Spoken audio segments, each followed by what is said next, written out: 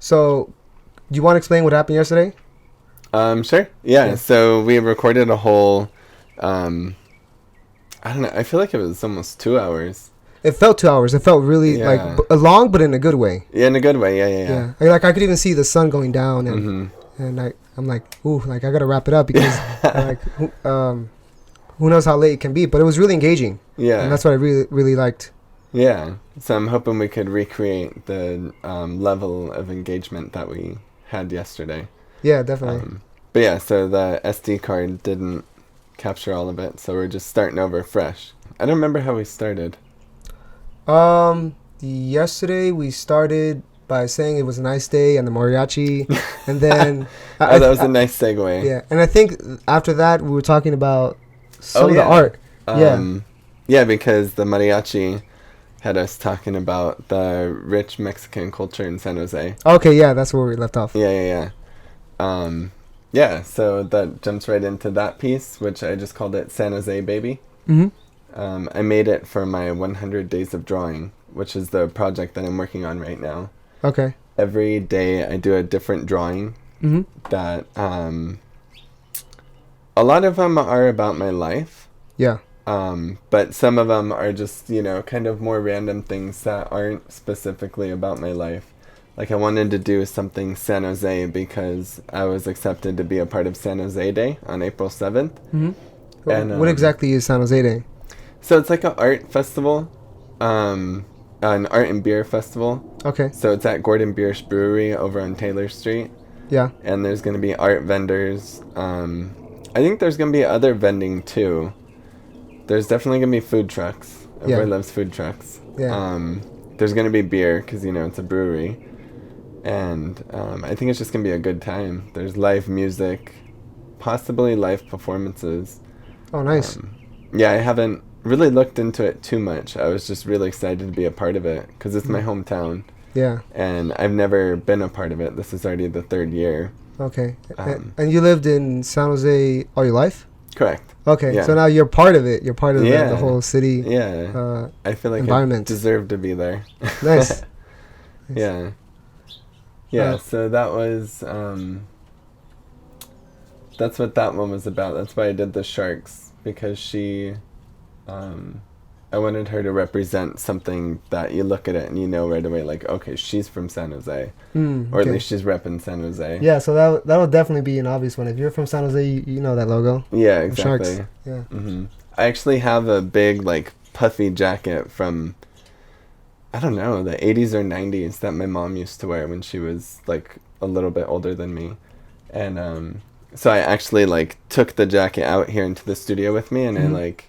A Sharks jacket? Yeah, copied the logo. Okay, nice. Probably 1991. That was the year they were established, because I was born the same year as the Sharks. Yeah, me too. I think you too, yeah. So Yeah. I think definitely 1991. I didn't know that, though. Was that the original logo? I think so. I've never seen any variations of that logo. It could be. I think it's different now. Is it? I think slightly different. Oh, yeah. Is it still turquoise and orange? Yeah, I think the colors are the same, but the shark is different. Oh, I okay. think they updated it. Yeah. I don't know. I just noticed that there's one here in the studio. What exactly? Oh, the... Yeah, I didn't Nice. even notice that before, so I didn't even have to bring my jacket out. Yeah, I could see... It is a little different. Yeah. Yeah. Huh. Just small things here and there. Yeah. Yeah. But I mean, that's just like any logo. They always update. Yeah, definitely. So we were talking about this one, and this one really fascinated me a lot because a lot is going on, but it has to be interpreted. There's various hands. You're hiding, or the person's face is being hidden. Half of it is being hidden by the hand. And for me, I thought that was shame because you're hiding. And I like what you said about the various hands, because I didn't get what that meant initially, but I think you explained it very, very clear about what the other hands meant. Yeah, so the multiple hands mean kind of being pushed and pulled in different directions. Because I feel like I have kind of an issue with obedience. Like I'm a little bit of a yes man. You know, if someone asks me to do something, or even tells me to do something, I'm gonna do it whether I want to or not, usually. Yeah. I mean, of course, if it's like harmful or something, I won't do it. Mm-hmm. But I'm just kind of a people pleaser. Yeah. And I think that comes from insecurity. Mm. And so this kind of captures both the like the insecurity part where I'm hiding, and then it's also kind of capturing the pushing and pulling with the different hands. Like right here and here, it looks, you can see that the hand is pulling. Okay. And then in behind, you can see that the hand is pushing forward.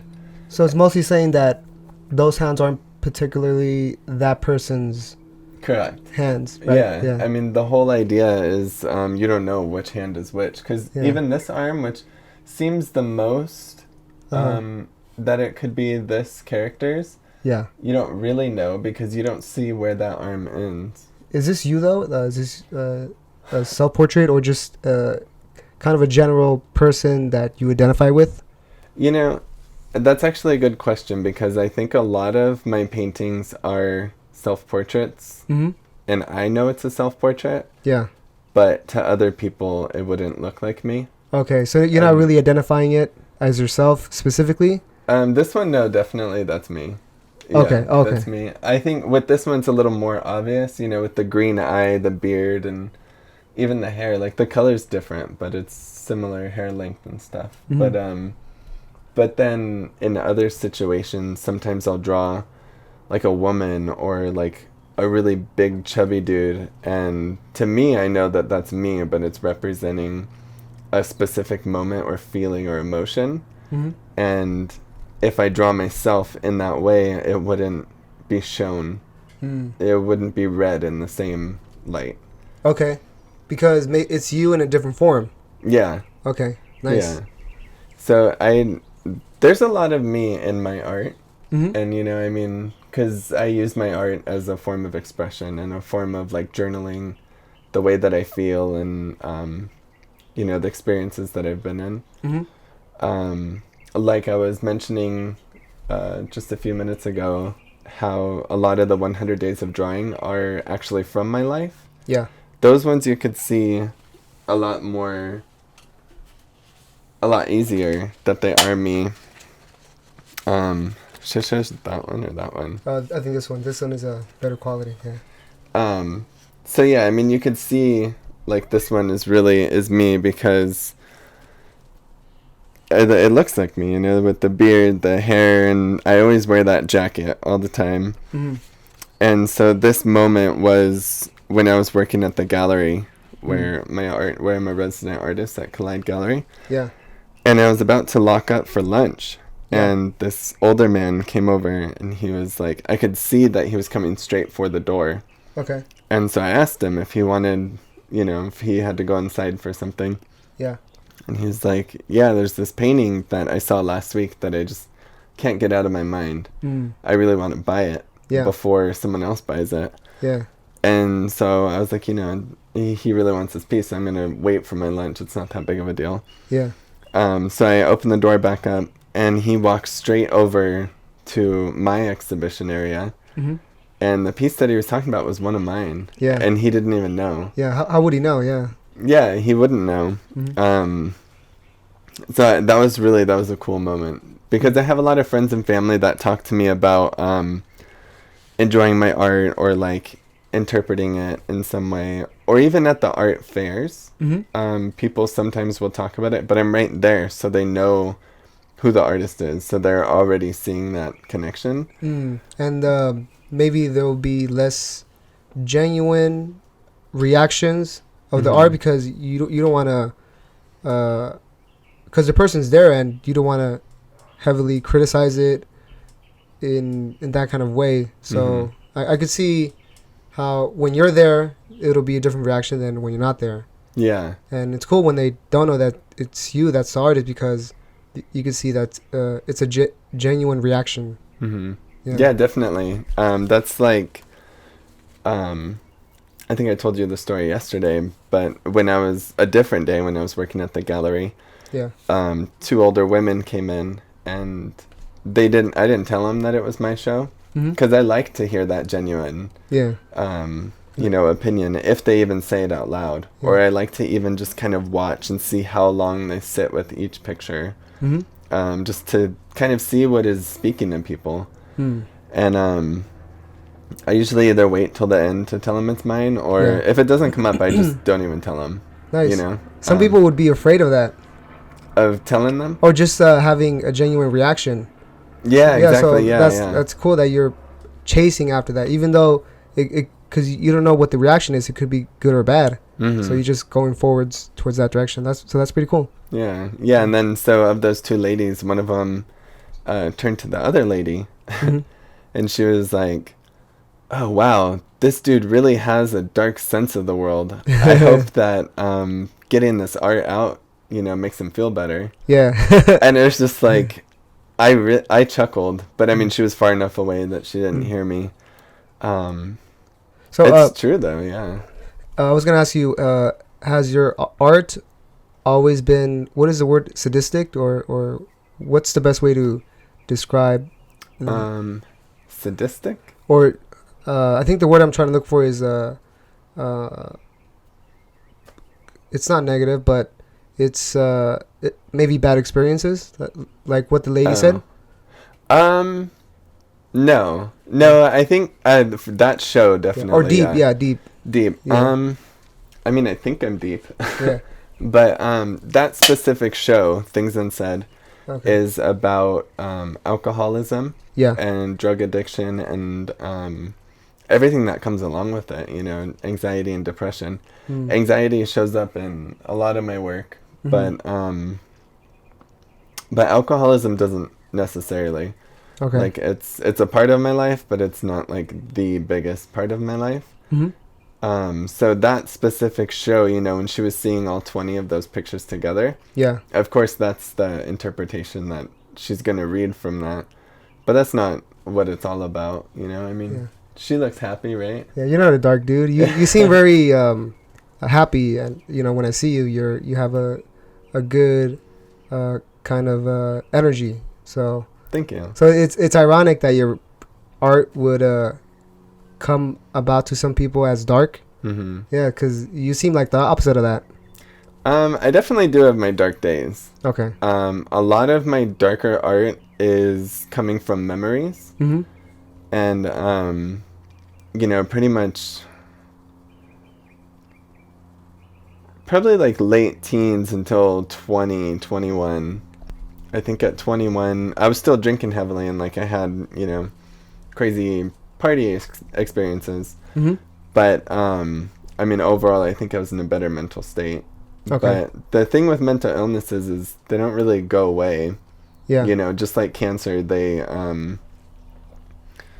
what's that word? It starts with the R. They go in remission. Okay. I mean, it's different. That's a very extreme example, but it's the same idea. Yeah. With mental illnesses, it's what I've noticed with my own is that stress is a big cause for them to kind of flare up.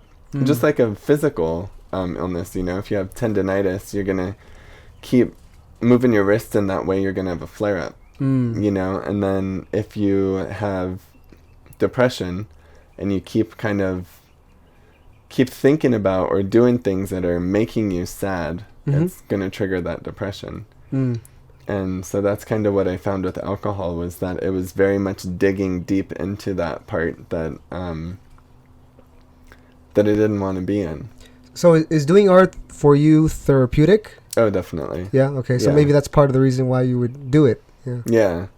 Yeah. The whole idea of Things Unsaid, the show about alcoholism, was something that was swimming around in my head for a while. Because I quit drinking in May of 2017. Yeah. Congratulations. Thank you. Yeah.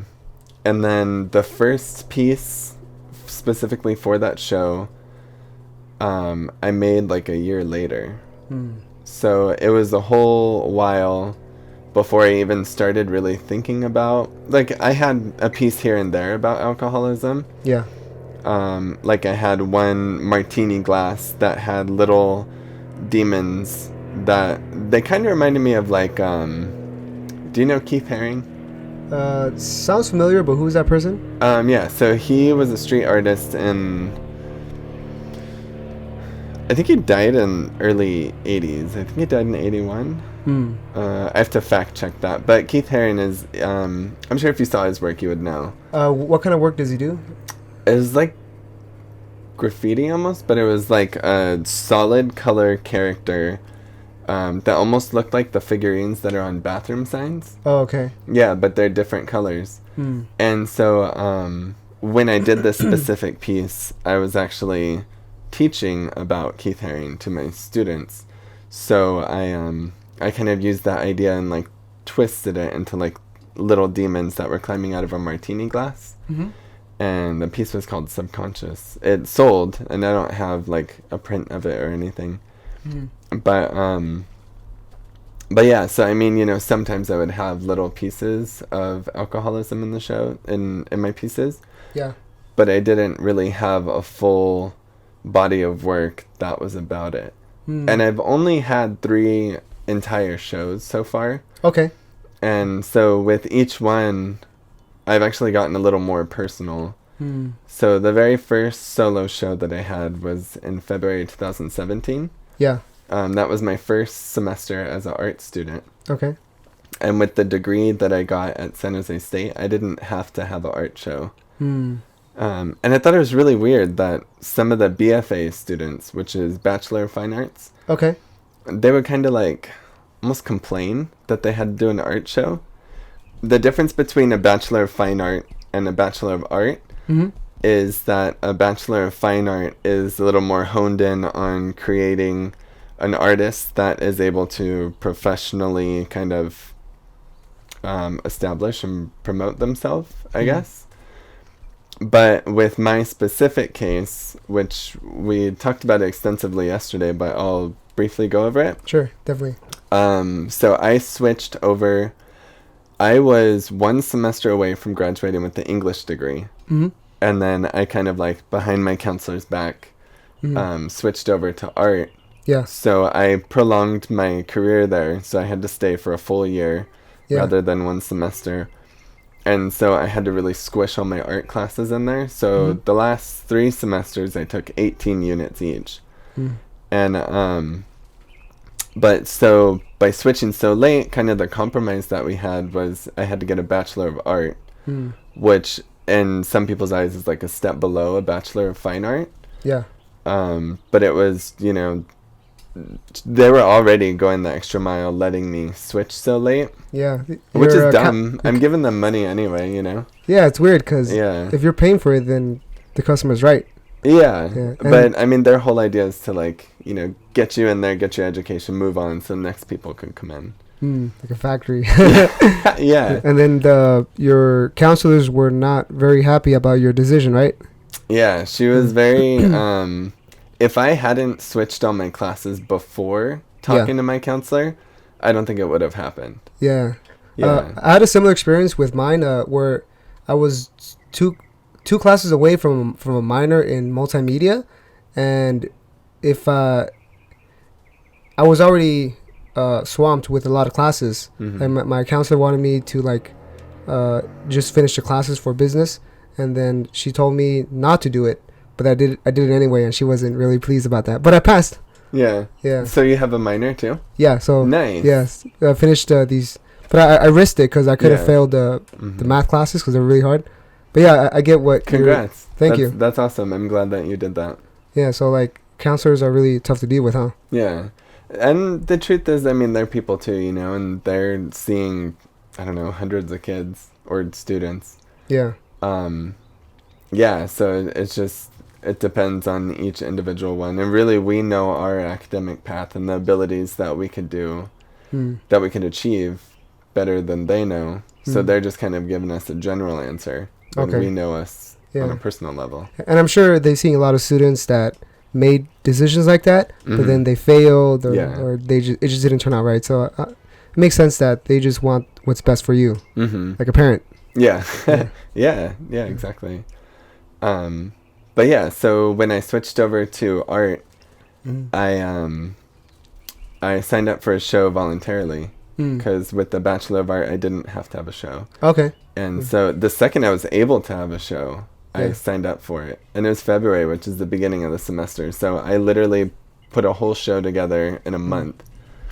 What was the reason? You just wanted to get your feet wet in terms of being an No, artist? because or? I had to take the day that was left. Oh, okay. Yeah, so because I didn't know about it. Okay. I didn't know anything about art, or like, you know, the academic journey of an art degree. Mm-hmm.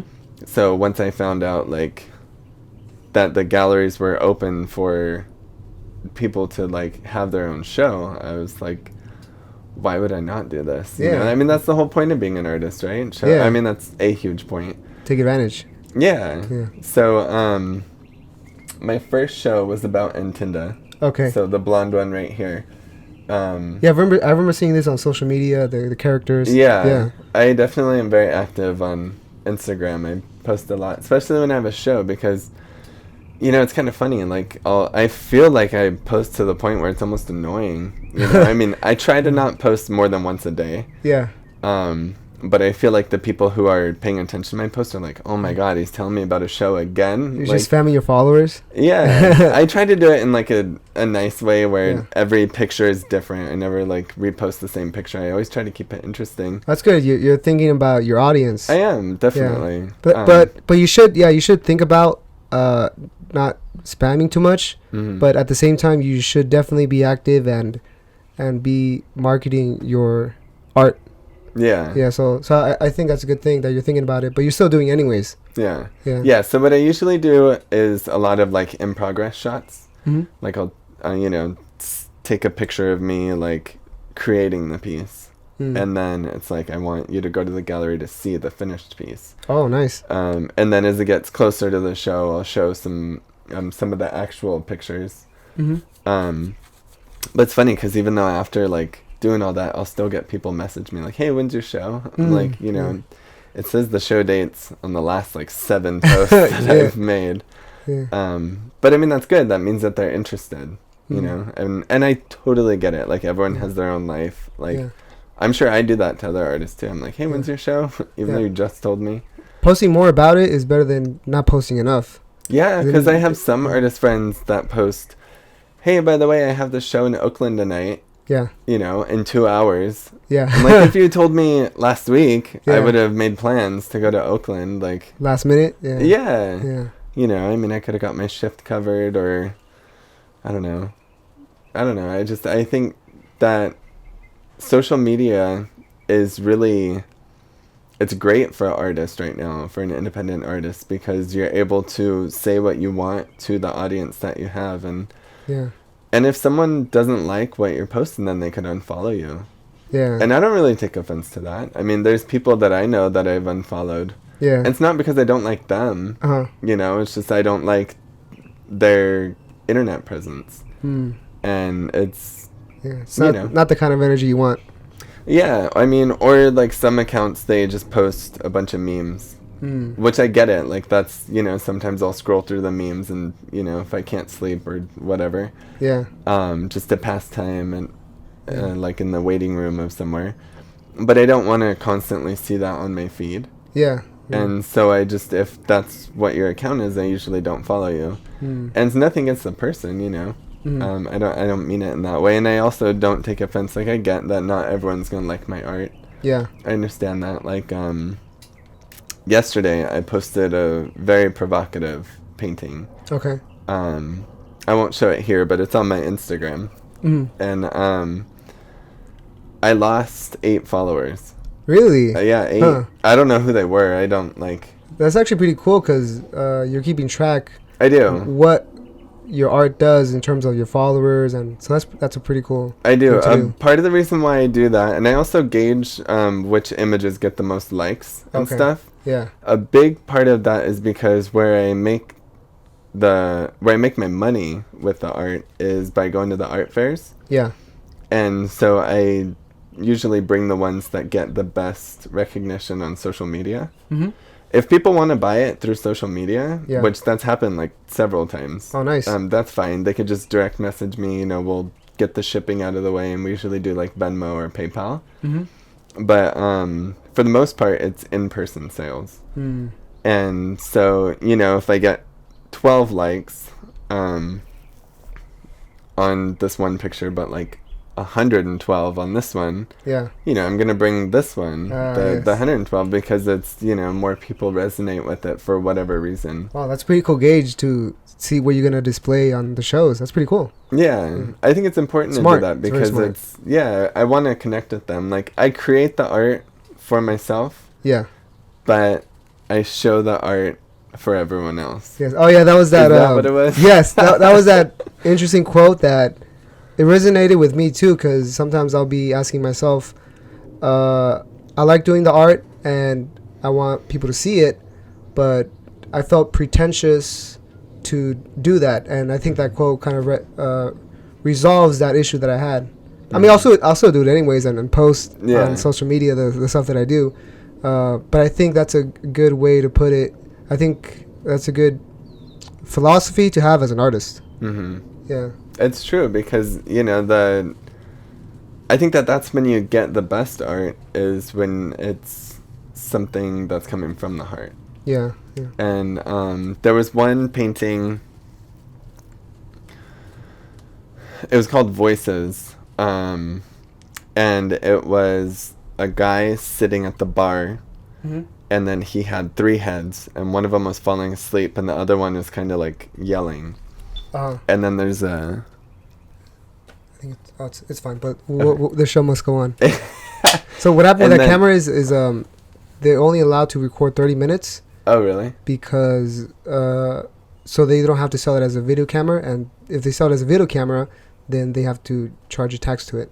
Oh. So that's how they save money. Do you want to push play again? Yeah, let me do that. Yeah. It's okay. I'll probably delete this part. Yeah, no worries. Yeah, there was 30 minutes went by just like that. That did, yeah. That's a good way to gauge it. Right. Yeah. Yeah. So it's all like a money saving technique from the company Nikon.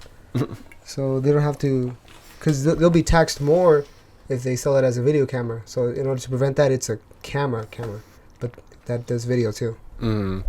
Yeah, I'm sorry for the interruption. And so I think where were we? No worries. I'll start that part over. Yeah. Actually, I'll just talk about this one. Okay. Because it's a similar idea. Oh, you were talking about the... Yeah, the one at the bar. Yeah. The guy, but it's the same idea. It's just that he had 3 heads. So with this painting, which is called The Voice, the other one was Voices. But this was a part of my show Bloom, which was also at Collide Gallery in downtown San Jose. I set up a whole show on my resident wall. And it had 15 images that covered, symbolically, it was covering depression and anxiety with flowers because I wanted something beautiful to cover something that was really ugly. Is the same thing going on here? Is the flowers covering the depression? So this one, they're not like specifically covering, but they are there to distract. Okay. So, you know, when you see just this one head right here, you know, it's like he's obviously in discomfort.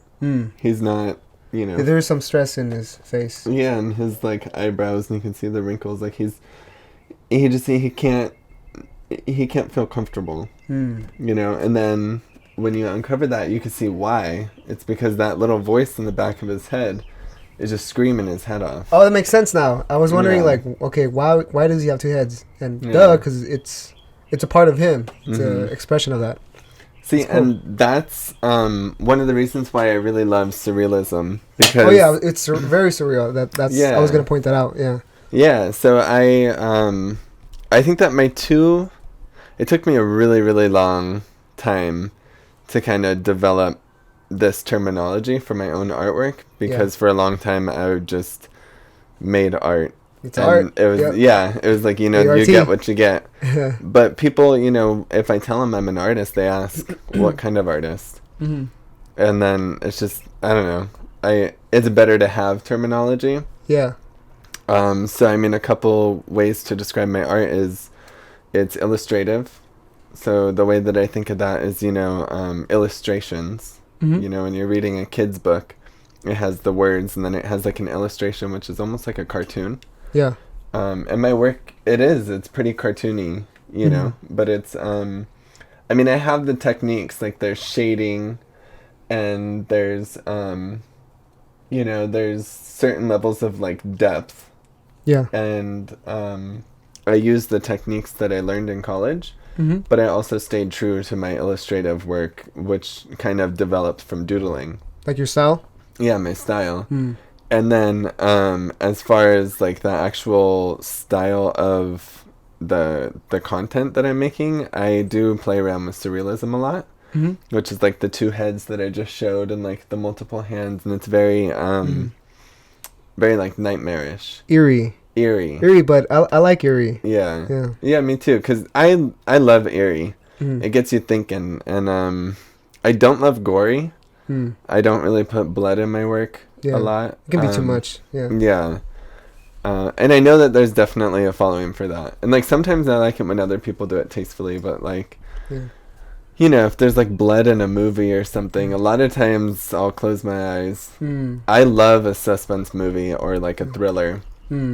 But yeah, once blood gets in the equation, I'm usually, you know, like, peace out. It's a little queasy. Like I'll even be watching surgeries on YouTube, and I'm like, it's intense, because part of you has empathy for what's going on with that person. So I like watching it, but it is disturbing. You watch surgeries on YouTube? Sometimes, like that's crazy. I think I've seen it maybe a couple times. Yeah. I don't think I've done that. I don't think I could. I wouldn't even like type it in. Yeah. It was a video that was recommended by YouTube. Oh. So I guess that says a lot about what kind of videos I'm watching. Yeah, I think YouTube knows to not recommend that for me. Nice. Yeah. Yeah, so that's kind of like my style is illustrative and surrealistic. And then I also kind of do like beautiful things. Okay, so it's not just about surrealism, yeah. Creepy stuff. Yeah. So you go beyond that. That's good.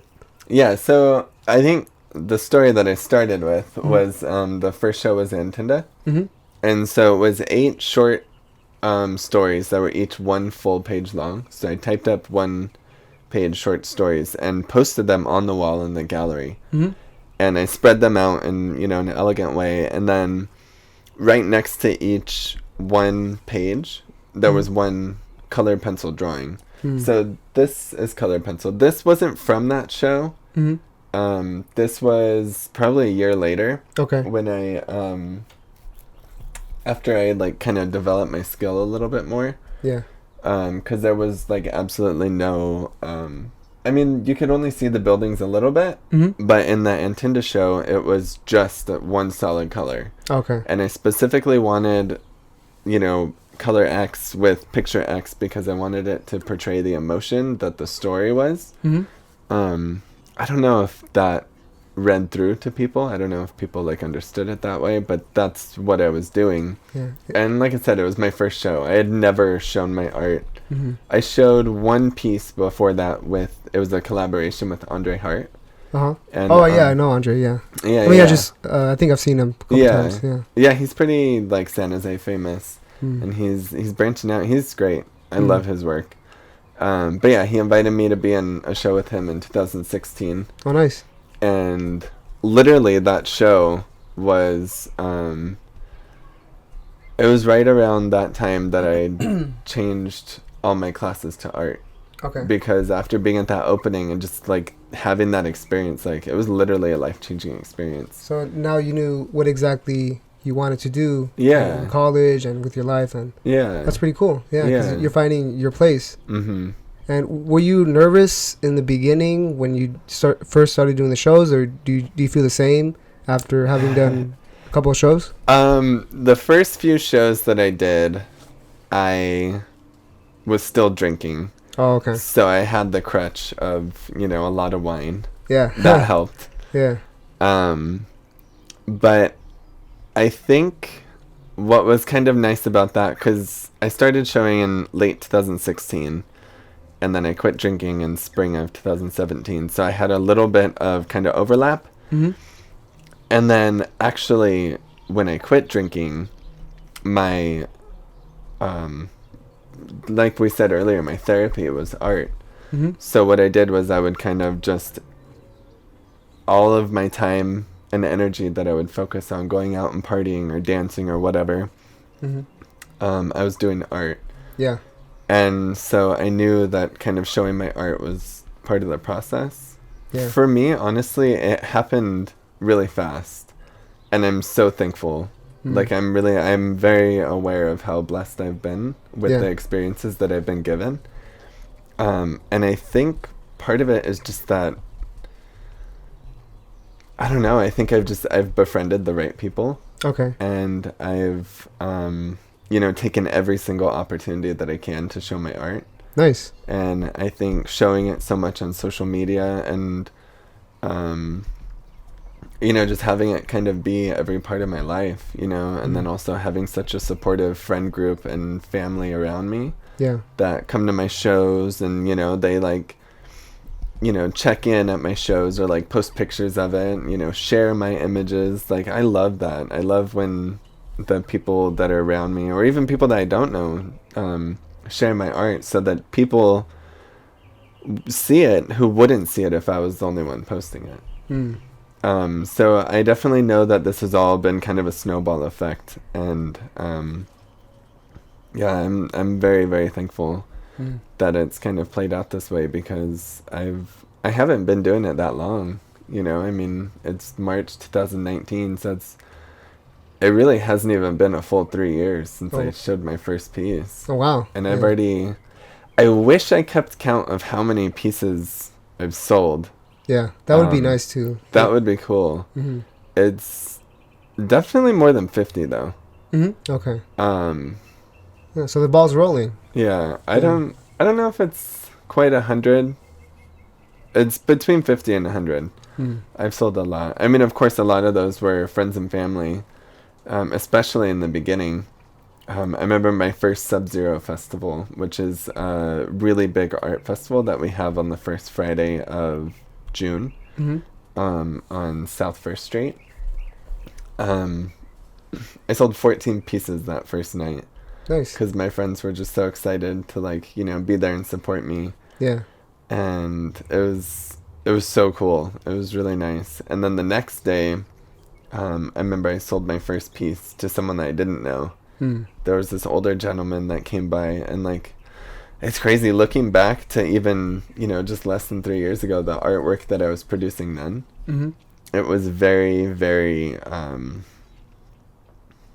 I don't mean this offensively. I mean, I know I'm talking about myself, but it was very amateur. Okay. And, so it's just I kind of want to go back to everyone that bought my artwork from then and be like, can I redo that for you? I've gotten better. Yeah. I've got more skills. I'm better, I promise. Yeah. But yeah, he really resonated with this picture of a mermaid on a rock. Yeah. And he didn't have to buy it, right? Cause he didn't. Yeah, so no, and it was I think it was $45, so he's just giving $45 to a stranger to have a drawing that I made just sitting in my bedroom. Yeah. I was probably, I don't know, listening to music when I was creating it. And yeah, I don't know. So it's really cool because I feel like as an introvert, because I'm pretty introverted, it kind of takes a lot of human power for me to get out and kind of socialize with people. I can imagine, yeah. Yeah, and so when people buy my artwork, or even when they appreciate my artwork, I feel like I'm inviting them in to see a piece of my soul. Definitely. Yeah. Yeah. And so it's kind of cool because the art fairs are really cool because I'm able to explain the story with them. Yeah. Sometimes on social media, usually it's I'll say something in a caption. Sometimes they're kind of lengthy, or sometimes they're really short. And, they get that quick bit of information. But I mean, it's kind of rare for people to respond to that. And then, we get further into it. But when I'm at an art show or at one of the art festivals, then we can get into a lengthy conversation about my artwork. Yeah. And I really like that, because then people open up to me about experiences in their life that they connect to experiences in mine. Mm. And then we get this deeper bond. And it's like, I've only met you 20 minutes ago, but I Yeah. feel like we already have so many things in common. Yeah. So like the art will build bridges, and everyone has a very unique perspective on what they see in life. And it's funny, even though we do have that unique perspective, we could still have empathy or just connect with what someone has done when someone gives you a perspective from what they've seen, like with the art. Like they can really connect with that. That's pretty cool. It is, yeah. Yeah.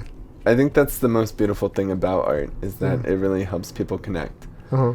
And I mean, it's not even necessarily that you have to find the common ground to connect as a way of saying like, oh, that's happened to me too. Mm-hmm. Or I've like personally been through that, but you could Yeah. just be empathizing. Oh, yeah. You Yeah. could just, you could imagine how that would feel. Yeah, like sometimes even I've heard that people will listen to sad songs, but they don't even feel sad. Mm-hmm. But they could imagine what kind of sadness that would feel, Mm-hmm. or like a breakup or something, and they'll be really fine. But it's great to see how there's various emotions and how to feel that Mm-hmm. with music and with art. That's actually a really good point. Music is probably my biggest inspiration. I'm always listening to music, and like my friends will be like, oh, did you watch such and such show, you know, like even shows that we used to watch together. Yeah. And I'm like, no, I didn't. Like I, as a rule, I kind of don't watch TV. Okay. I mean, occasionally I'll watch something here and there, but I mean, rarely I'll even sit through a whole movie. Yeah. Because I always have music on. Because that's what kind of pulls me into the emotion that I need to get to with Mhm. art. And it is art, but it's like I'm borrowing the emotion that the singers and performers are putting into their music, Yeah. and putting it into my own Nice. artwork. Yeah, transcribing the emotion Yeah. to a different form. Yeah, kind of paraphrasing it. And then, you know, just like I was saying, finding that connection, whether it's sympathy, empathy, or just relatability. Yeah. And I'm, you know, mixing it up with whatever I have to add on to it. Mm-hmm. And because I think that's what a lot of art is. Mm-hmm. You know, art is constantly adding your expression to something that's already there. Mm-hmm. Yeah. You know, I saw this yesterday, and I thought that was pretty cool that you drew Frida. Yeah, so... Yeah, so that is, that's an oil painting that I did in 2018. Yeah. And, I don't know if it...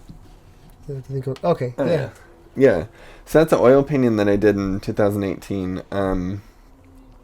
A friend of mine, well, she's like family. I guess cousin? I don't. My boyfriend's brother's girlfriend. Okay.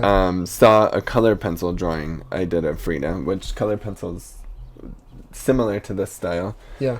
And she loved it. And she was having a Frida party, and so she wanted to get a really, really big one. Yeah. I forget how big, but it was big. It was bigger than I've ever done. And so I was like, I can't do that in color pencil. I have to do that in oil. Yeah. And so I did this as like a mock-up Okay. to show her, you know, what I could do in oil. Oh, so there was a bigger version of this. No. No? She saw it, and she was like, I kind of want the color pencil one. Oh, okay. And I She was like, decided not to. Yeah, and I was like, well, I appreciate that. I wouldn't want her to spend money on a painting that she's not happy with. Yeah, definitely. But, the thing is, every medium is so different. Yeah. And I think because my artwork is so expressive, Mm-hmm. it's hard for me to draw the same thing twice. And especially crossing over from medium to medium. And I think that's why watercolor is my very favorite. Yeah. Because I start in pencil. Yeah.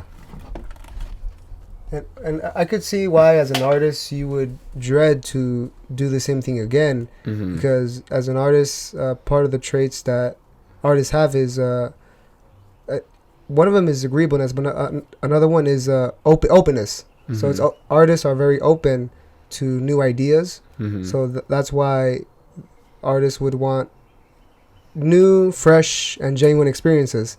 So it makes sense that you would dread to have to do one again. Yeah. So I guess you would try to avoid it when you can. Well, I mean, I did want to paint the big one for her. Yeah. But when she saw this, she was like, oh, because, I mean, that doesn't really look too much like Frida. Yeah. I mean, you can tell it's Frida because that's a famous painting. Yeah. Like her painting of it. Mm-hmm.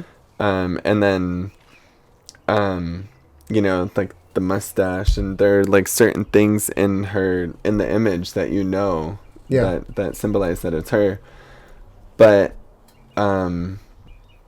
yeah, I've just never really been one for realism. Mm. And I do try it. Like, I don't usually post my sketches of realism. That's something that I kind of keep to myself. Yeah. Like, I keep it in my sketchbook. I have so many sketches of, like, the water bottles sitting on the counter, and I'll just, like, draw the water bottle. Yeah. Or, like, I'll draw my foot. Yeah. Or, things like that. But I don't know. I'm not really that interested in that. And, like, I like other people's realism. Yeah. But for me, it's just... It's not you, I guess. Yeah. Yeah, and I get it, because I'll be more attracted to surrealism as well, because realism, it's already in real life. Like, we already get that already. Like, I could take a picture. Yeah. So I want something beyond that, beyond real. Yeah. And I definitely don't mean to disrespect people who do realism, because definitely. Especially in the gallery that I'm in, there are people that have fantastic... Is your phone ringing? No, I think that's something outside. Oh. Oh, it is. It's the phone. Is it still recording? Yes, it should be recording. Oh. Actually, let me check right now. So many fails have happened. I mean, just one fail. Oh, okay, I think it's not recording.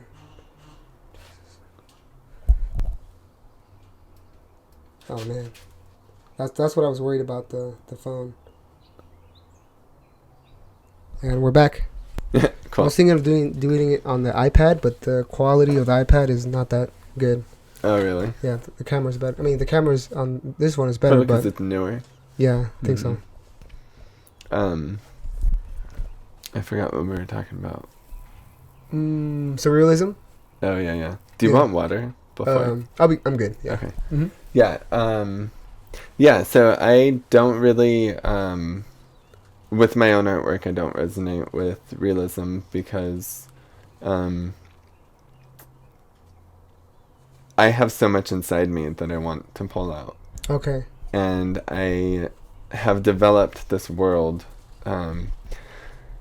It's so with Antinda and Janine Carls and Tinda Heim, I've created this whole world. Like, she has a husband, she has 5 kids. Yeah. Her husband isn't there anymore. That's in the book. I'm working on a book. And she has a daughter, and so there's and they both have sisters that are also pop stars, but not like nearly as famous. Yeah. And so there's like this whole world that I have created for and around and about them. And I can't wait to like get the book out there so people can see what I've been doing this whole time. Mm-hmm. And I think that once people read that book, then they're going to be able to understand my art a little bit better. They're going to see where I'm coming from. Oh, you said you have a book coming out, right?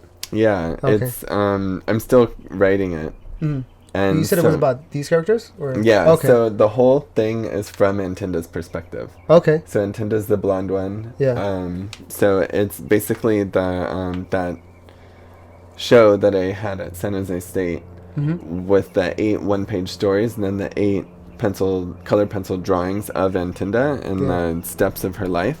Mm-hmm. I took those 8 pages and I expanded each one into like different chapters of the story. So it starts when she's only she's 7 years old, and it's a pretty intense beginning. How intense? What happened? Yeah, so the very beginning of the story, she is 7 years old, and I'm sorry, she's 9. She's 9 years old, and her sister's 7 years younger. Okay. So her sister's 2 years old, and Tinda, her sister Anna Marie, and then their mom and their aunt, their dad's sister, are all prepping the dinner for Christmas Eve. Mm-hmm. And so their dad is a lawyer, and he like runs his own firm. Yeah. So he's a pretty, big businessman. And so they're waiting for him. And then so the mom, Deborah, is like calling him, and she's like, are you gonna come home? Like, dinner's almost ready. And he's like, yeah, I just have to wrap up this real quick. Yeah. So that I can take the whole week off. You Yeah. know, I can have the whole time off that Enton does out of school. Yeah. And so he ends up having a heart attack and dying. Oh man, at that age. At that age. With like her experiencing her father die. Yeah. Yeah. And so, she's 9, so she's old enough to kind of experience everything that's happening. Of course, they want to block what they can from her. Yeah. Oh yeah, because when you're younger, you don't really experience death. You don't understand it. So I think I've heard people that when they were kids, younger, that it didn't hurt them because they didn't understand what it was, or they didn't really have that connection. Mm-hmm. But at 9, yeah. At 9, yeah. Yeah, her sister didn't really... of course there are signs that showed that she was distressed. But overall, as a 2-year-old, she didn't really remember that much. But so that's all in the first, few pages. So it opens pretty heavy. Yeah. Drastic introduction. Yeah. Yeah. But it'll explain a lot for the character. It will, yeah. And I think that people are going to really be able to relate to the character a lot. Yeah. And the thing is, the reason that they're pop stars is because as a child, that's what I resonated with. That's really interesting because a lot of artists, famous artists, whether music or various pursuits, they'll have like a really messed up background. Like something really... I guess it really does take someone with... an interesting or unfortunate beginning in order for them to pursue art and actually just be that motivated to just move up. Yeah, so I could see that happening. That makes sense. Not all the time, but sometimes. Definitely. Yeah. I think I would agree with that a lot. Of course, like you said, not every single case. I think I took a lot of the trying times from my childhood and early adulthood and put that into my art. Like there's a lot of gender discussion in there. Okay. Because should I close the door? Yeah.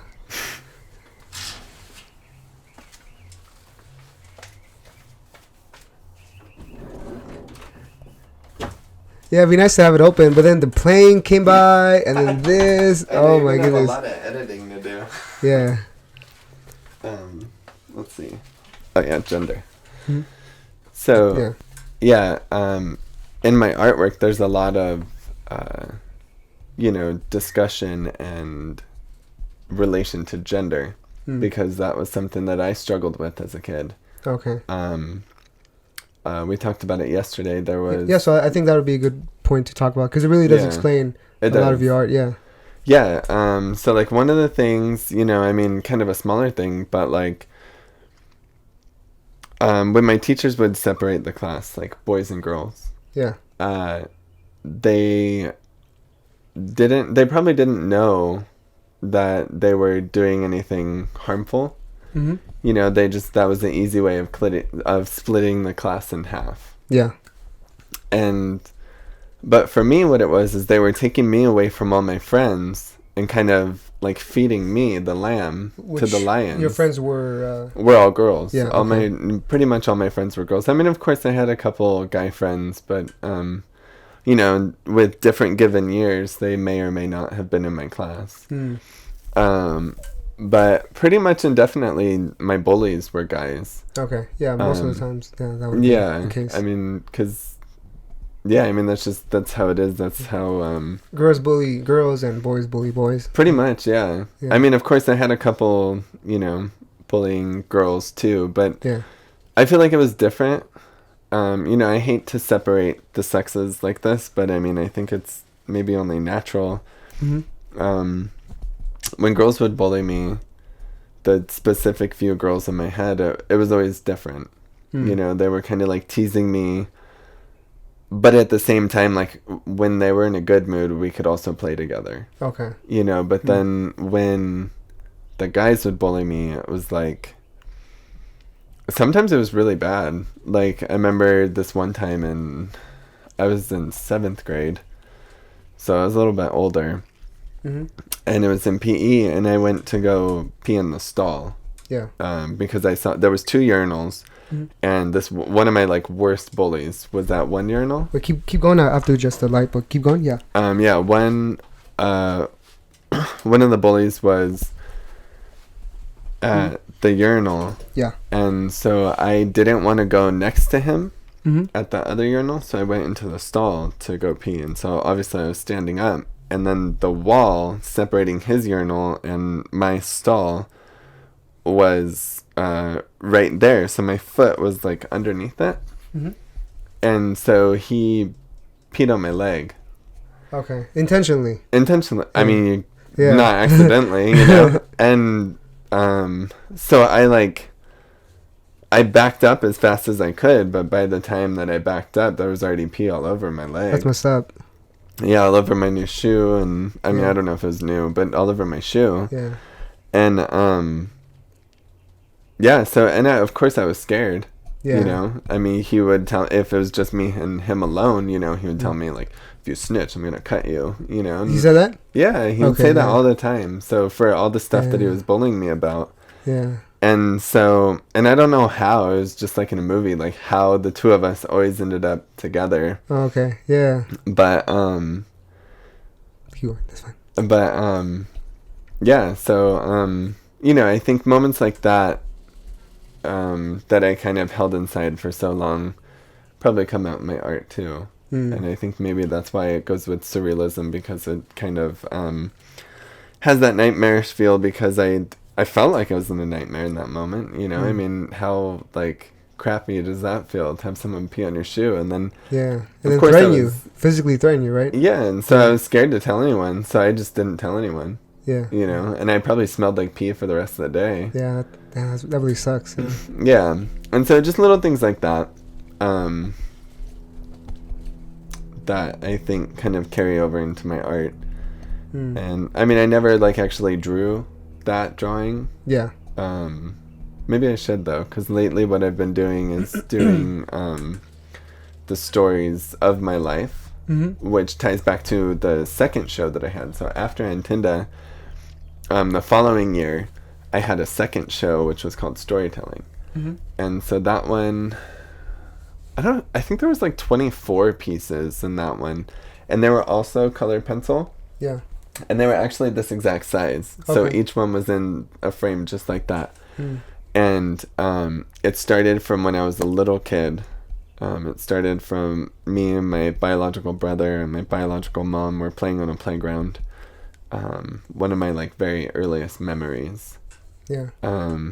She read that as a negative one, but I definitely meant that as a positive one to start it with. And then it just went up from there. I think the next one was when my parents got married, my biological father and my stepmother. Yeah. And then all 6 of us combined siblings were in the picture too. Excuse me. And then so, you know, the rest, it like as it went around the gallery, you start there and then you kind of see pieces, like little snapshots of my life. But there were important moments that I have kept with me in my head Yeah. that I didn't necessarily have a picture of. Like, of course, the wedding, you know, there's a picture of that. But all the other ones, like, there was this one of my sister and I when we bought, I don't know if you remember, the Spice Girls had lollipops for a while. They had lollipops? I don't Yeah. remember that, but I'm sure they did. They had a lot of stuff. Yeah. Yeah. It must have been, I don't know, 98, because Jerry was still in it. Yeah. And so you get the lollipop from the ice cream man for $0.25, Okay. and inside the wrapper was a sticker, and you collect the stickers, and there's like 25 different stickers. Okay. And I wanted them all, and so I had money that my mom had given me that my dad wasn't supposed to know that my mom gave me, because I don't know, some That's how parents are, child right? support thing. Yeah. And so I saw an opportunity, you know, I was like, okay, I'm going to use my whole $20 that she gave me for this 2 weeks and buy all the lollipops. Okay. Yeah. And so I let my sister in on the secret. Of course, you know, the compromise was she gets the lollipops, I get the stickers. Okay. Or some of the lollipops at least. But anyway, so we bought a whole, like, there was a little cardboard thing and there was like 3 strips of lollipops. Yeah. So I gave the ice cream man the 20 and we ran we like ran inside to hide them because I didn't want my dad to see. Also, he didn't, necessarily want me affiliating with the Spice Girls. Like he's fine now, but back then it was different. And and so we ran into my sister's room and then closed the door. And then maybe like a minute later, we hear this really loud, like we call it the dad knock. Okay. Because it was, it was obviously dad because he would always knock on the door really loud. And so he just like handed me $15. Yeah. And I was like, what's this? And he's like, the ice cream man said this is your change. So all the lollipops. You forgot the change, yeah. I didn't know. Like, I mean, I was little, so I thought, $20 was all those lollipops. But since they're each a quarter, that's 4 for $1. So I got 20 lollipops for $5. Yeah. So, obviously he was like, why did you get all this change? Like, where'd this money come from? So he had all those questions and he took all the lollipops away. Yeah. It's actually kind of a sad story, but it was a really funny moment. And, I mean, back then no one was there to, like, take pictures of it. Okay. I'm sure now what we would do is if we bought all those lollipops, had a cell phone, we would, like, take a selfie with them. Yeah. But back then we didn't have that. Yeah. So I drew me and my sister running down the street with all the lollipops. Okay. And so that's what was kind of beautiful about storytelling was because you always have that saying, like, oh, I don't have my camera, I'm just going to have to keep it in my memory. Yeah. And I was able to, like, bring those memories out and put them in a gallery for people to see. Yeah. And so some of the feedback that I got about the Nintendo show was that it was too much writing. Too much writing? Okay. Or reading, I guess, for them. Okay. Too much reading for the audience. Not everyone said that. Like, some people really enjoyed the short stories. Yeah. But, so with storytelling, I just did one caption or title, I guess, that was really long. Just anywhere between like 1 and 5 sentences. Yeah. Just for them to understand what they needed to understand to fully engage in the image. But overall, since I had like backgrounds and stuff, they were able to kind of make what they could of the image without the caption. Yeah. And so, that was August of 2017 because I graduated that year. When you drew. When I did that show, storytelling. Yeah. So I had a couple months to pull that together, and it was great. That was such a great show. Yeah. Speaking of back then, I think it's very interesting what you pointed out that back then there was no phones, and so nothing was recorded, and you would have to remember everything, and I think that gives more reason to do stories. But nowadays everything's recorded, so you don't. I think the reason to do stories would be reduced because now the new generations of kids, they're growing up with iPhones, with cameras and things like that, and we're the last of our breed, where we grew up without all the crazy technology that we have right now. Yeah, that's true. I think we definitely have to work a little bit harder at telling the stories. Like, there's been a couple times where I went to work to talk to my friends, or like how right now my boyfriend's living in Indiana, and sometimes I'll at the end of the day we'll have our phone call and I'll tell him like, oh, such and such happened. He's like, yeah, I know, I saw it on Instagram. I'm like, oh yeah, I mean, you see everything I post. Oh yeah, obviously. So everyone knows everything. Yeah, so there's no secret. Like, yeah, so it's definitely, and especially for the people that post a lot. Yeah. Which I do. Yeah. So it's, I think it's definitely, we're adjusting. I think our generation is adjusting to all the technology. Yeah. It's good and bad. It's good for artists, right? To be promoting your stuff. It is. But then it's bad for, like, us as a society because we're more connected but not connecting, or something. I don't know if the news was always this bad, or if the news, like, was it just that I wasn't aware of it before when I didn't have a smartphone? Because I didn't even get a smartphone right when everyone else got one. I had a flip phone for a really long time. Yeah, same. Oh, yeah? And so 2011 was or 2010. 2010 was when I bought an iPhone. 2011 for me. Yeah, so somewhere, yeah. Yeah, it's about the same. Yeah, that's when the prices really dropped. Yeah. Yeah. Well, that's when I think I was old enough to buy my own. Oh yeah, that as well. Yeah. Yeah. Yeah. We didn't have any. We didn't make a lot of money when we were younger. So. Mm-hmm. Yeah. I don't know. My mom might have bought it. I don't know. I think I bought the phone, but she paid the bill. Okay. Yeah. But anyway, yeah. It's definitely taking adjusting with all the, and then I see people of younger generations, and they're just so like tech savvy. Yeah. And I'm like, how do you know how to do that? Yeah. Sometimes I'm like, am I really that old? Yeah. But it could also be a really, really big distraction. Yeah. I feel uneasy when I see toddlers use iPads. Me too. But I don't have a kid, so what do I know? Like, I bet it's stressful being a parent. So one of my previous iPad. jobs, I worked with children with autism. Okay. And it was actually a really big factor of a lot of their lives. Does that help giving them an iPad or? It does. Okay. And for multiple like different reasons. Yeah. One of them, one of the traits of autism is temper tantrums. Okay. And so if you give them the iPad, it's distracting. Yeah. So it could calm them down and chill them out. Okay. But also a lot of the children that I worked with were nonverbal. Okay. But they were coherent. Like they knew what they wanted, what they needed, and everything. They just didn't know how to say it. I don't know the science behind why they were nonverbal. Yeah. But so what a lot of them would do is they had this app which had pictures of, for example, you go to the lunch section. Yeah. And it has sandwich, banana, crackers, Yeah. juice. And then I would ask them like, what do you want next? Yeah. And they hit juice. Oh, or yeah. hit banana. So in that case, I mean, it's very good. It was really helpful in those situations. Yeah. But when I see like neurotypical kids that are on the iPad, like, and I don't know, very like inconvenient times or all the time. Yeah.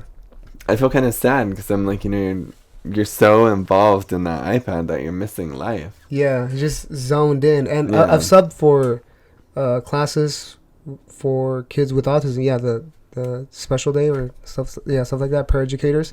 And I was there for a week, and there's this one kid that he's really smart, very, very smart. So that's the thing.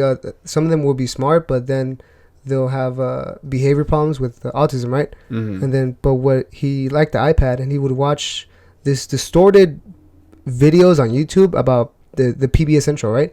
The PBS intro, but it's really distorted and just like crazy sounds and the visuals are all crazy. Like glitch art? Yeah, glitch. Yeah, I think basically it is. Huh. That's what it is. But that's what he was.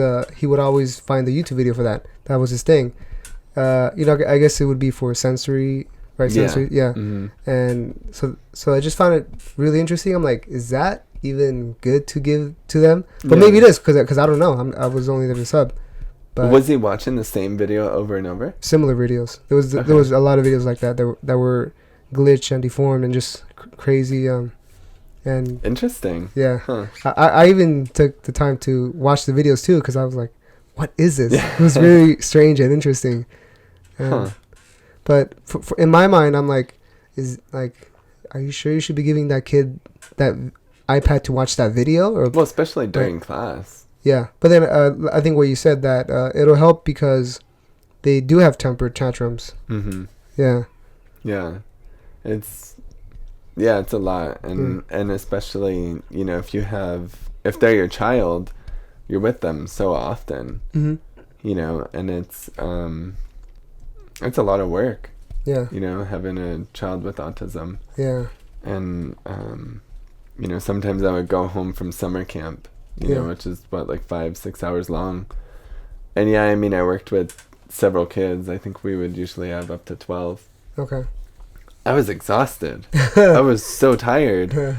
And sometimes I would just be like assigned to one, severe case of autism, like one child that has a severe case. Yeah, it takes an adult, one adult to watch one child. Yeah. In the severe cases, yeah. Yeah, exactly. And so, when that's the parent, there's so many different things that go into it. Because, I don't even have kids, and I get stressed with how much is going on in my life. Yeah. And then to have a child that you have to be with and help constantly. Yeah. I definitely feel for him. Must be tough. Yeah. Yeah.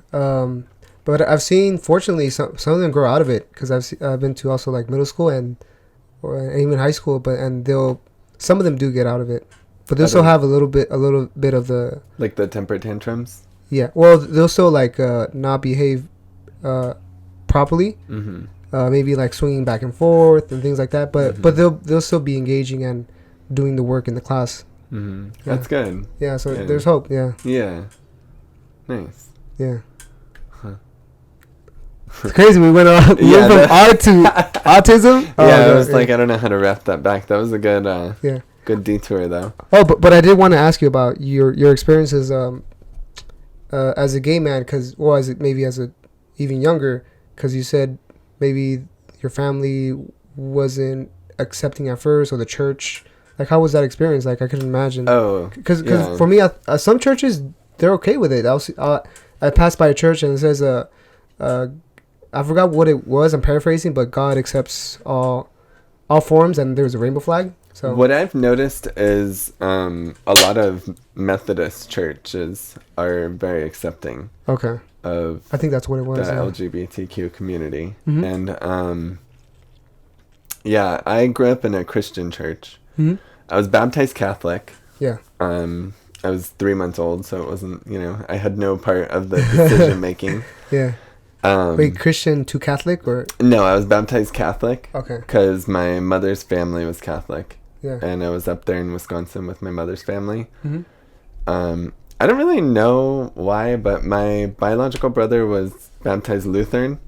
So I think it was one of those things where, like, my father's side of the family, which are, like, Lutheran, got to baptize the firstborn. What exactly is the difference between Lutheran? Do you know, or?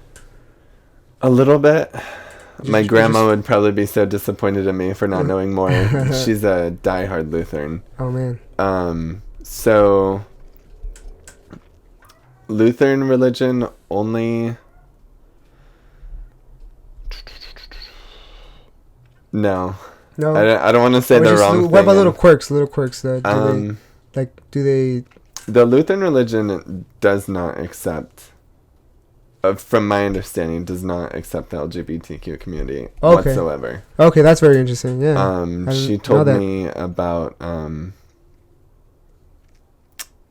someone who was a member of her church that was asked to leave after they came out. Wow, tough. In 2018. Huh. To me, that just boggles my mind. Mm-hmm. I mean... It's 2019. Yeah. But so with the Christian religion... I found, because Christian, I don't know. Okay, so I don't know a lot about religion, and I think that's because I felt like I had to put this shield to separate myself from religion. So when people talk to me about religion, I a lot of times would purposefully tune it out. Okay. As kind of like a safety net. Sure, I can imagine why. It's understandable. Yeah, because I would feel rejected, and I hated that feeling. So I would just be like, if I don't care, then I'm not going to feel hurt when I'm rejected. And I don't think that that's the best way to look at it. But now I'm at the point where it's like, I feel like everyone else already knows all about it. Okay. Yeah. What's the point of going back and learning? Yeah. But anyway, so with my experience as a Christian, when I went to the Christian church that my family grew up going to, I came out on MySpace. Okay. And so I had a really, really good friend who was in the youth group with us. Yeah. With me. She was in the same age group as me. And so she had me on MySpace, so she knew that I came out. I came out as bi. Okay. That's what kids did back then. Okay. Was it easier to come out as bi rather than? I think so. So that's maybe that's why you did, or I think yeah. Or are you actually bi? Or? I'm not. Okay, no. Yeah. It was, and I knew I wasn't too. I think it was a safety net. Okay. It was kind of like testing the waters. Interesting. And then a couple months later, I switched it to gay. Okay. Yeah. And then eventually we all got Facebook, and Facebook doesn't even ask that. Wow. I don't think it does. So does it? Huh. I don't think so. Huh. Interesting. Yeah. Yeah. I don't know. I think it does, but. Oh, maybe it does. Maybe, or maybe you just can choose to not answer. Mm-hmm. But anyway, so we were sitting there waiting for church to start in the youth room. It was like the cow lounge or something. Yeah. And one of the other fellow youth girls came up, and she like walked up, approached me and my friend, and she was like, you know, I heard what you put on your MySpace. Okay. And so my heart started beating. I was like, oh my God, Yeah. like she, you know, her relative is the leader of the youth group. So it's definitely not easy coming out. No, so I got scared, and I was like, my heart was beating, and then I didn't say anything because I was nervous. Yeah. And because I didn't say anything, I guess she slapped me across the face. Wow. Yeah. Yeah, so she slapped me, and I was just like, I don't know what to do with this. Was that the Lutheran church or which one? Christian. Christian. Oh, okay. Christian, Yeah, which, yeah. I mean, to my understanding is like more accepting. Yeah, interesting. I mean, of course, it depends church to church. Yeah. It was kind of rough because we had, I mean, as far as I know, from my like childhood eyes, we had a pastor that pretty much the whole church liked. Yeah. And then he left, and a new guy came in, and I think that people weren't so happy with his older way of, not that he was older, but I think his ideals were older. Yeah, more traditional. Yeah. And but anyway, so she slapped me, and I'm very like you know, introverted, and like I had no response to her. Like not a single word came out of my mouth. I was just like, I need to get out of this room because all these, you know, the rest of the youth group was there. Yeah. Everybody saw it happen. Yeah. Everybody was Yeah. there. There was no adults. Was she like really religious, or the girl? I think so. I think her family was really religious. Probably, yeah. I mean, I knew her pretty well. Like, we went Yeah. camping together, and, you know, I mean, I thought we were friends. I think Yeah. I was better friends with her sister. Okay. Um, And after that, you weren't friends. well, so my Yeah. friend, the one who was sitting on the couch with me, Yeah. she wasn't taking that, you know, Okay. so she stood up, she got in her face, and Oh, she was nice. just like, she was ready to fight. Yeah. And, That's- you know, that's all good. in the name of me. Yeah. You know, and I was just, of course I didn't want them to fight. I didn't Yeah. want her to get in trouble. But I was so shocked, and my heart was beating so fast, and I was Yeah. so red, and I was just like, I didn't even feel like I was in the moment. Yeah. And then one of the other youth leaders for the younger group came around the corner to tell us, you know, like, okay, everyone go to church. Mhm. And so he saw that something was happening, but he didn't know what. Yeah. And so he asked, he was like, what are you guys doing? Yeah. And so, you know, everyone kind of, no one actually told them. Yeah. They like covered the grounds, and we're just like, no, it's fine. Like, let's Yeah. just go. And then so we went to the church. I sat through it. I don't remember anything from that service. I remember I didn't go to youth group. Okay. I was like, I can't face her. I can't face any of them. Yeah. Too much confrontation. Yeah. And then so I didn't tell my family, Mhm. or my parents at least. I don't think any of my siblings were in the room, because I think of the three younger ones, I think if they were, they would have said something. Yeah. I don't really remember. Like, it was very much a blur. Yeah. But the following week, we were sitting in the service, and the pastor started talking about it Mm-hmm. to the whole church, About. about the slap. Oh. Okay. He didn't say any names, Yeah. but he wasn't discreet. Okay. And so I was just like, I felt even more attacked. I was like, What did he say about it? he was saying that there was people in the church that were doing things that he didn't agree with. Was it the slapping or And the gay? The gay. Really? Yeah. And so he said that the lifestyle was not one that is approved of. Yeah. And I was just sitting there, like, feeling so... And at this time, I hadn't come out to my parents. Yeah. Okay. So they're sitting there doing the sound in the back. You know, Wow. they're literally adjusting the microphone and stuff, because Yeah. they were the sound people.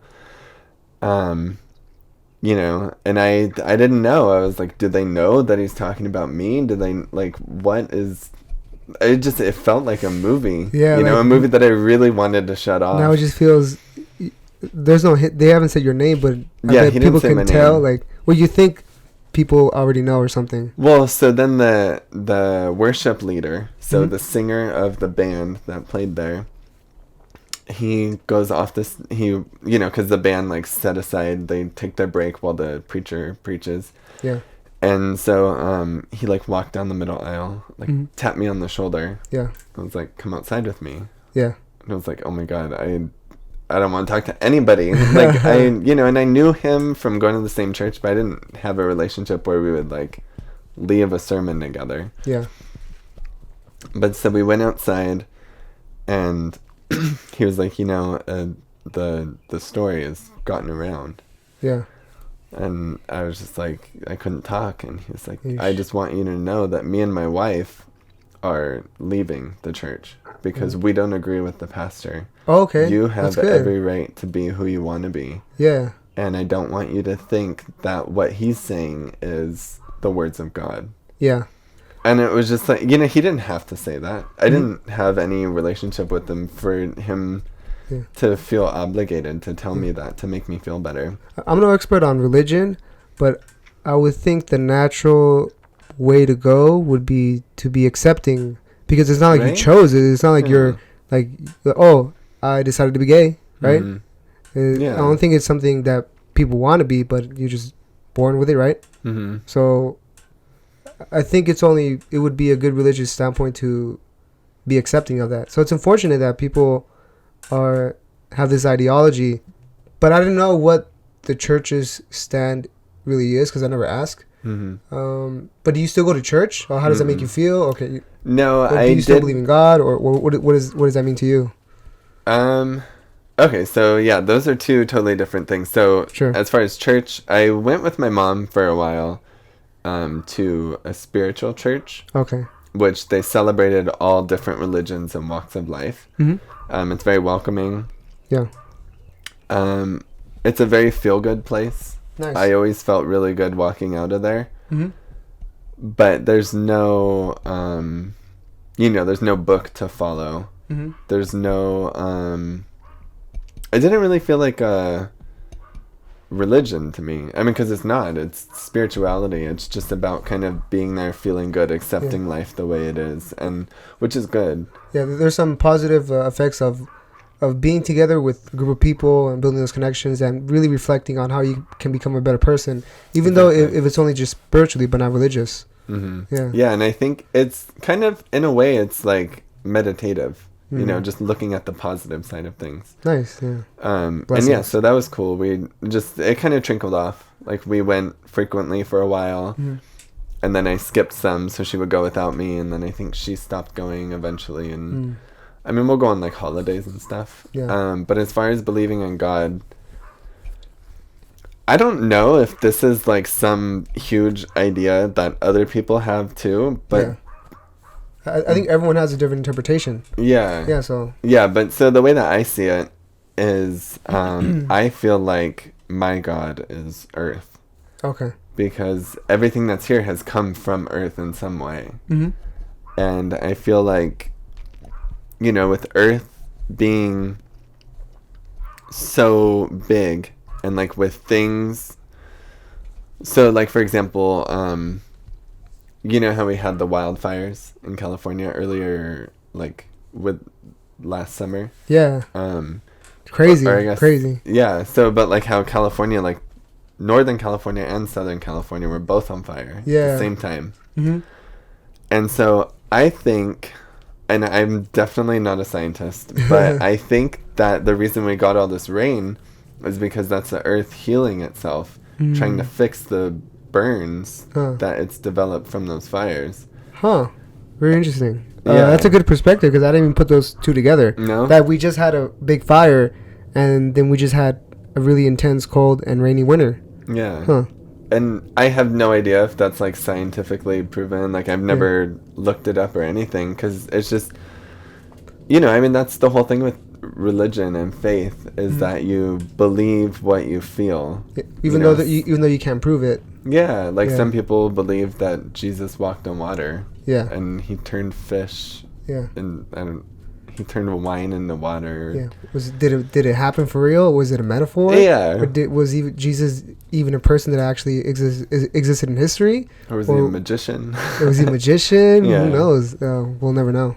Yeah. But so, I guess that's what they call it, faith, right? Yeah, exactly. And so it's just I think for me, in order for me to have faith, I have to be able to, like, see and experience it at least a little bit. Yeah. I mean, as far as, like, Jesus and the 10 Commandments and stuff like that, I mean, I have no proof, Okay. like, of anything, Yeah. you know, and You have to take their word for it. yeah. And so when I was a kid, I was very religious. Or Yeah. I guess so. I mean, I carried a Bible Mm-hmm. every day to school. Okay. Wow. Interesting. Yeah, and Huh. so I would always read it in my free time. It was one of those like kids' Bibles with drawings. Yeah. And I very much was like scared of breaking the 10 Commandments. I remember crying myself to sleep sometimes if I would tell a lie. Oh wow. Like I was super, super into it and like afraid of God and You have a conscience. Yeah, and of being damned and stuff. And I don't know, to me that's not, I don't want to have faith in something that's built on fear. You know, and with Earth it's like, I mean, we're here, we're living on Earth, we're like, it's literally giving us life. Yeah. You know, I mean, as a vegetarian, mostly what I eat like comes out of the dirt that Earth gives us. Yeah. Yeah, so that's my... I see what you mean by that, and for me, I don't see religion the way I think most people that go to church. I also go to church every single Sunday, and Oh, you do? yeah, and what church? Guadalupe. Or what religion? Catholic. Okay. Yeah, and I even there was a point where I left the church because after high school it didn't make sense to me because there would be all these weird ironies that didn't make sense about what it means to be religious or be a good person, like how you're subject to eternity in hell if you're not a good person, or even just small things like that. Like just because, or maybe for some people just because a person's gay that means they're damned for eternity, or just because they don't believe in God they're damned for eternity. It just didn't make sense for me. But I came back because I made some realizations about I took it from a different perspective. Like I think everyone does this where they just they built the belief to make it suit them. You know, so they just take what makes sense to them. Yeah. So everyone will have their own perspective on religion. Yeah. But I gotta ask you if for you then it would be Mother Earth, right? Or what about the galaxies? Would they have are they ruled within the same God, or how does that work? So you're saying like the other like for example Venus? Yeah. I feel like maybe it's its own God, or I feel like Venus would be its own god, and if there are I guess Mars is a better example. If there's life on Mars, then I think that could be their god. I mean, I think the thing with being a god is that someone has to acknowledge that you're the god. Yeah. And I see Mother Earth as my god because, I mean, no matter what, Mother Earth exists. Yeah. You know, I mean, we're sitting here on her. So you do believe in, like, maybe a higher power. Yeah. Yeah. And it's interesting because maybe that is the case, that the Earth does respond to what happens to it. Maybe it does. I think it does. I would think something like that could be possible. Yeah, so I'm not limited to just there's only one God, blah blah blah. But I feel like there's different, like, there's levels of entities that are higher. Yeah. So like, and I could totally be wrong. It's because I feel like the presence of God is something that I feel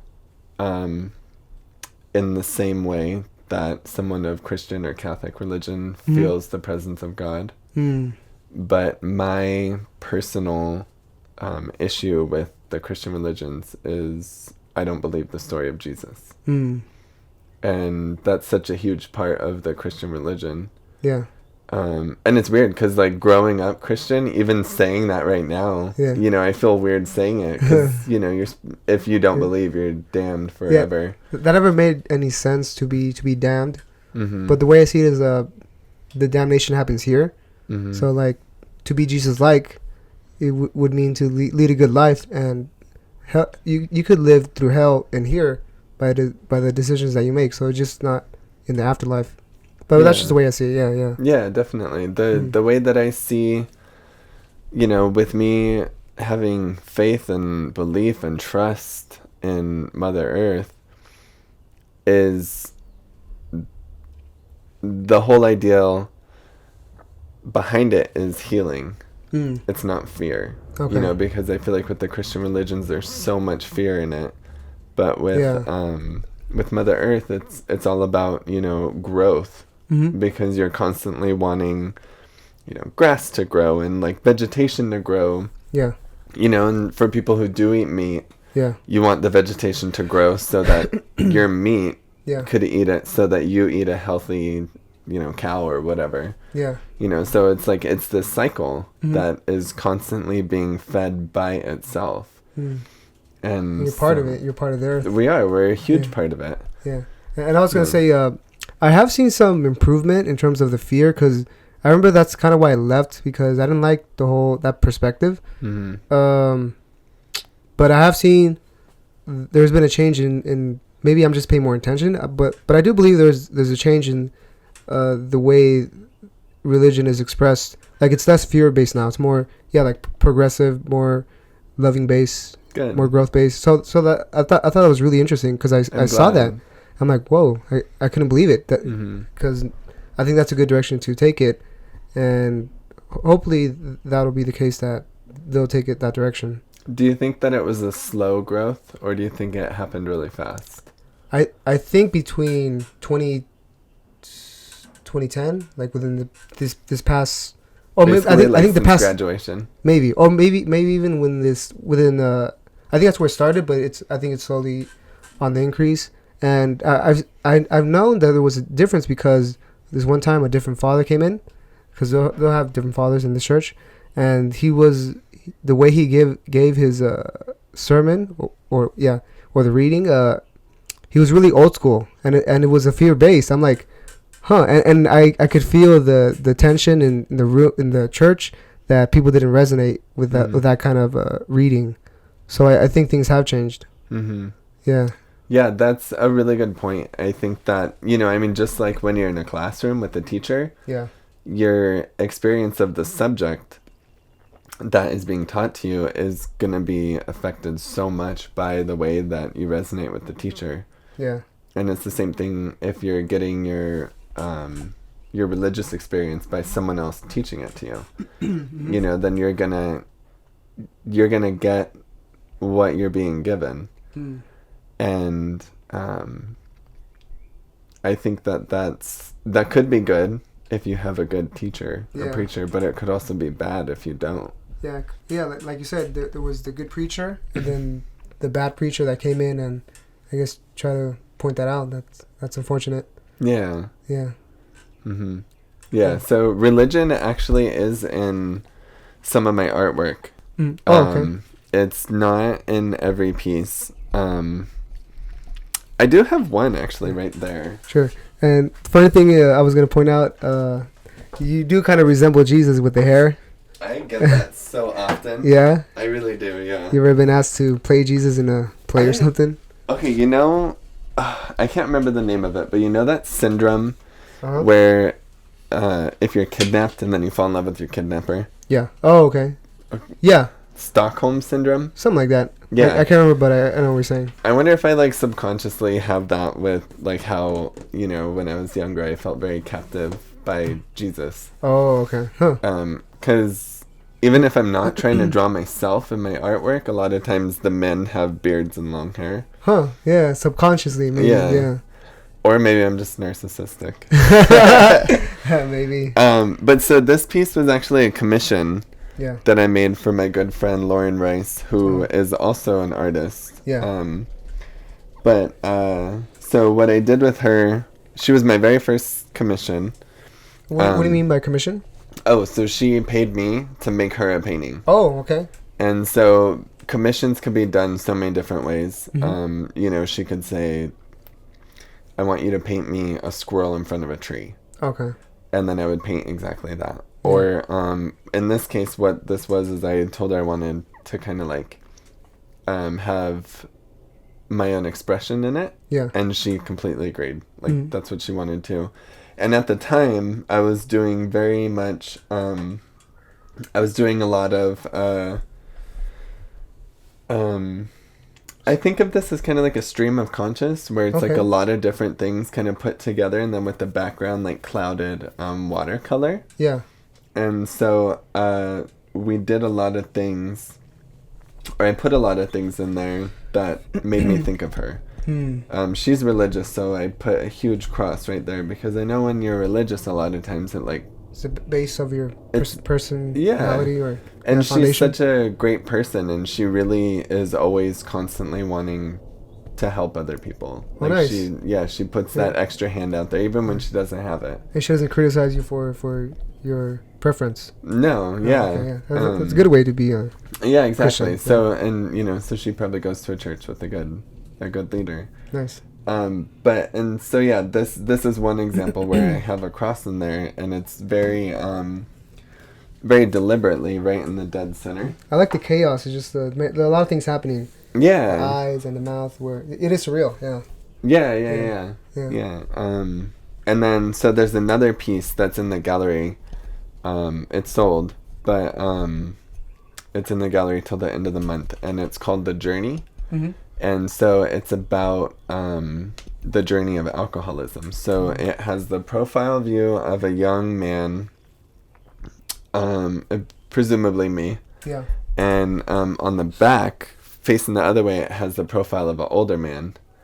And, the young man looks like full of life and happy, and it was kind of how I was at 18 when I started partying. Yeah. And then the old man is what I would see of myself if I continued partying and drinking the way that I was. Wow. And so it was the journey there, and it was the same style where there's a lot of stuff everywhere.